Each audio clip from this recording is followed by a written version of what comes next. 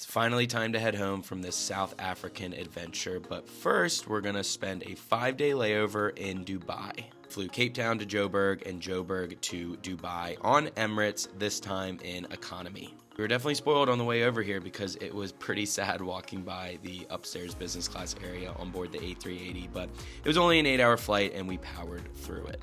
Landed at midnight. It took us almost 2 hours to get our bags and our rental car before heading to the Hyatt Centric, which is where we're going to be spending the next 3 days.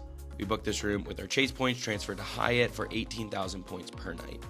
This hotel was amazing. It's a boutique style hotel with an amazing fitness center, and the rooms were huge. The bathroom was awesome. The balcony was great. I definitely recommend this to anyone coming to Dubai. Since we traveled about 16 hours yesterday and we got in so late, we were exhausted and we ended up sleeping in till 1 p.m., which is insane. We never do that. But we spent the afternoon of our first real day just exploring this awesome area.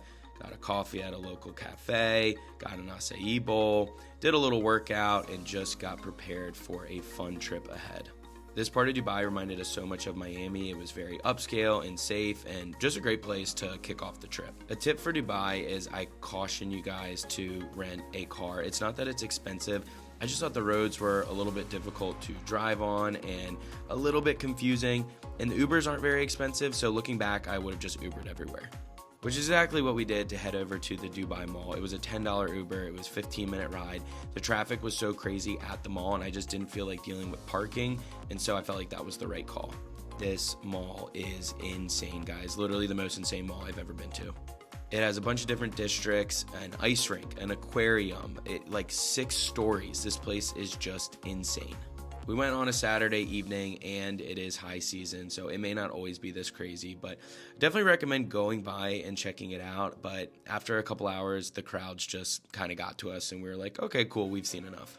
Another observation that I had here in Dubai was how family friendly this place was. There were so many families with young kids, and I guess because of all the attractions and stuff, but I just didn't realize that this would be such a destination for families with young children. The Emaar logo you will see 1,000 times because I guess they run the show here and they own like all of the real estate.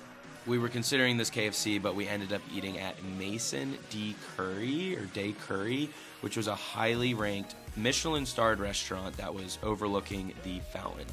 The food here was insane, guys. It lived up to all the expectations, but I will say that this meal was very pricey. Most things in Dubai are expensive, more expensive than I remembered when we visited 10 years ago. I guess that's a normal expectation, but I don't know. Really enjoyed the food and probably would not go back just based on the price.